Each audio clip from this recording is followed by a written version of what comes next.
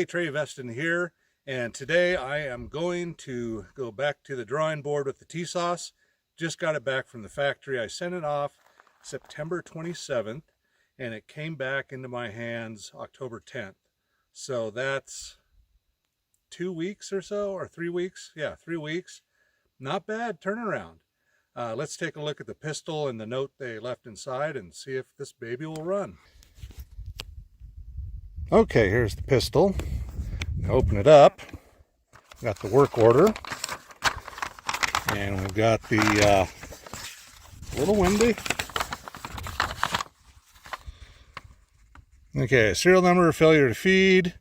Extractor tension was at 28 ounces when they brought it in. That was the factory extractor installed by Tisas in the new slide that I received.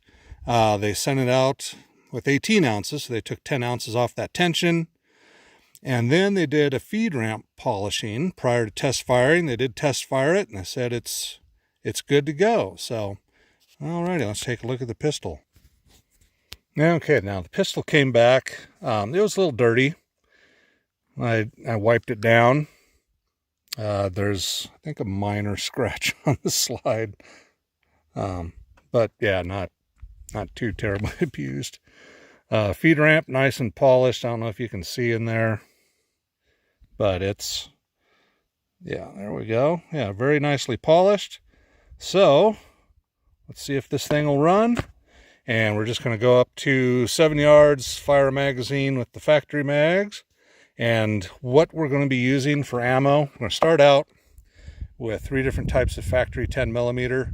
And then the reloads that gave us so much trouble last time. Well, actually, everything gave us trouble after the first magazine, but we'll start out with factory and make sure it's functioning with that. Alrighty, let's start shooting. Okay, here we go. Full magazine in, factory mag, cellular and belliot. That's a good start.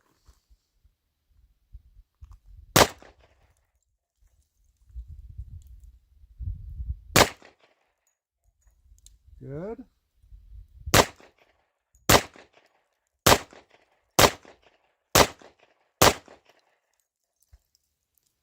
Empty.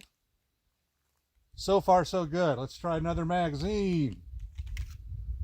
Yeah, good grouping, except it had one flyer.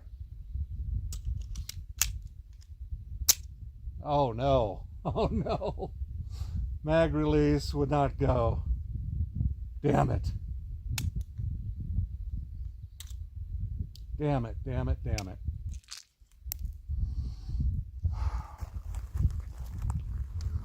Damn, same as first time. First magazine, she runs good. They probably only fired one magazine through it.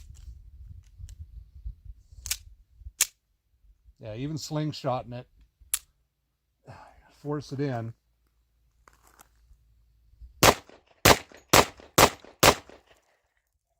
Oh, failure to feed.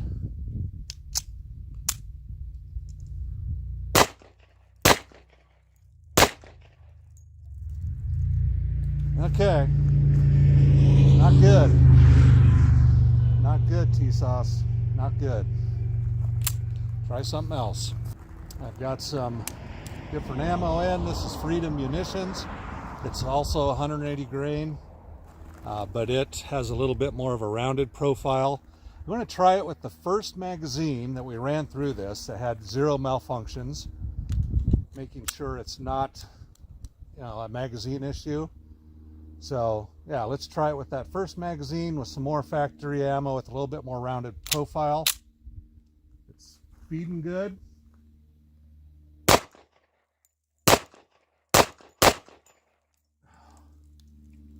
It's not a stoppage. It was like it didn't want to strip the round into there.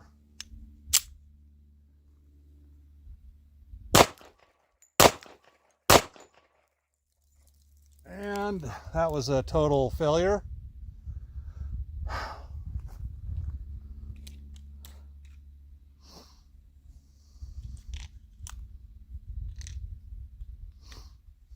So that tells me it's not the magazine, it's not the ammo, just a shitty pistol.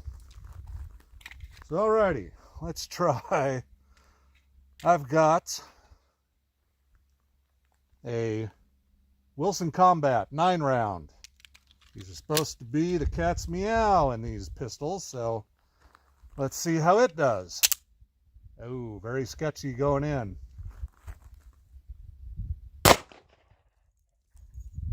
Did not go into battery.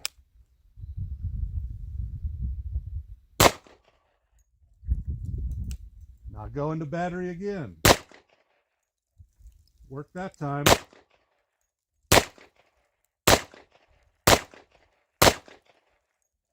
Locked open. Wilson Combat. And the ammo I used was not the Freedom munitions. I put that S&B ammo in the Wilson Combat, and it liked it pretty well. So let's try some more of that, see if maybe it's just needs to break in a bit. Or what's going on? I don't know. I'm just used to Glocks. My new Glock will be here in a week. I'm going to shoot that. I'm going to bring you a video of the Glock compared to my Gen 4 Glock G29 and compared to my Springfield Armory XDM Elite OSP 10mm, which is the best 10mm I've found so far. But yeah, we'll do a comparison. Alrighty, let's shoot some more. Okay, for this mishmash, I only had 5 rounds of the Freedom munitions left. So on top of that, I got 3 rounds of the S&B. And then I lubed the gun some more, just made sure that that wasn't an issue. It seemed fine from the factory, but yeah, might as well. Okay.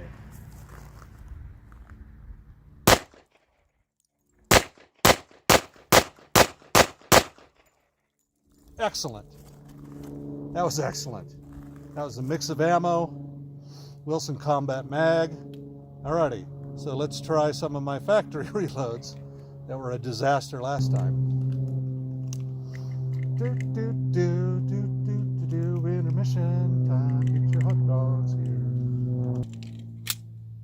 Okay, let's see what happens. My reloads actually chambered. And they're snappy. But, oh, it went forward. We're good. Nope, we're not.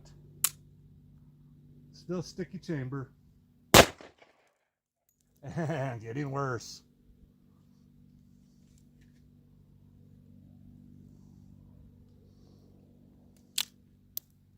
Does not like my reloads, but man, you can see just how lubed up that. I don't know, can you? I can't tell. I mean, it's running wet in there, so. Okay, I'm going to try my reloads in my good old Glock Gen 4, see how it likes it. Okay, we've got the Glock G29 Gen 4. Had this for a few years, modified with the KKM 4.5-inch barrel, Dawson front fiber optic sight, extended mag release, Pierce grip extender, and I've done a trigger job on it. Put, I think, the minus connector in it and polished it up. Not a bad little pistol, fat little guy, but this was my Woods carry gun until I found that Springfield XDM. So let's shoot this with my reloads, so you can be assured that my reloads are not crap and that normal 10mm like them. Alrighty. Fresh target. Da, da, da.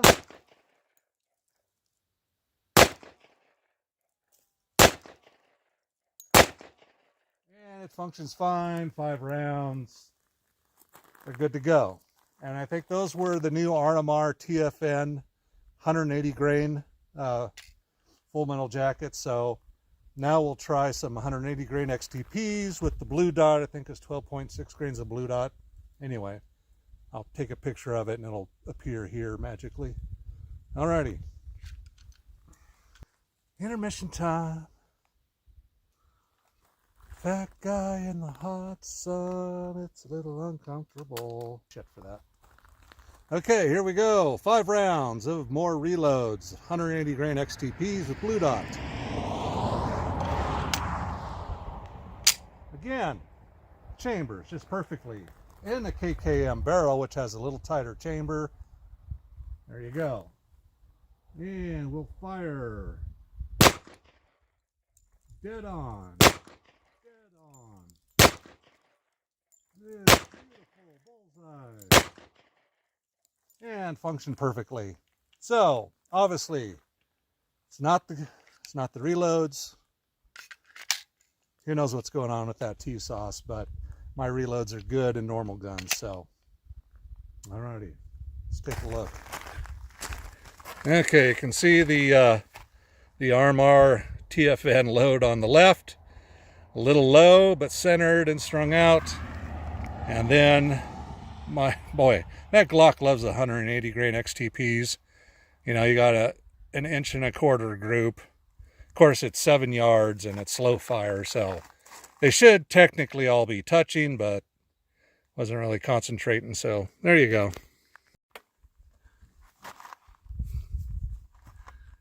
So what did we learn about the Tisas today? We did get it back. They polished it.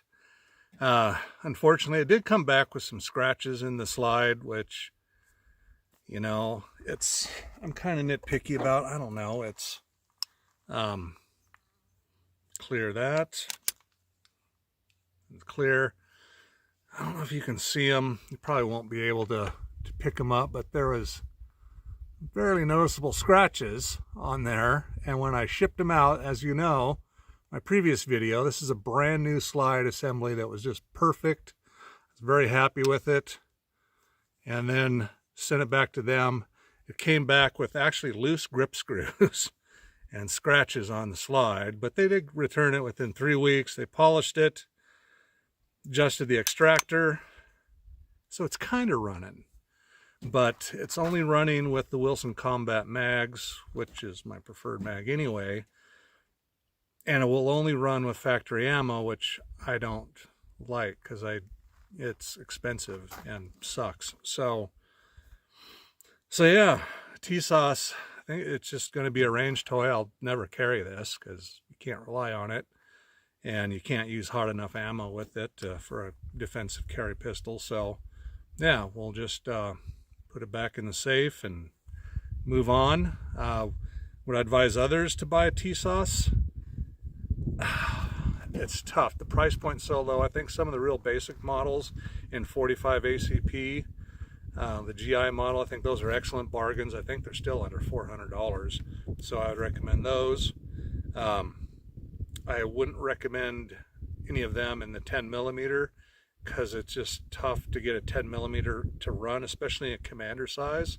I think it was just beyond the technical capabilities of Tisas to get it right. So anyway, that's my take on it. You can disagree, it's fine. I've got the new Glock Gen 5 G29.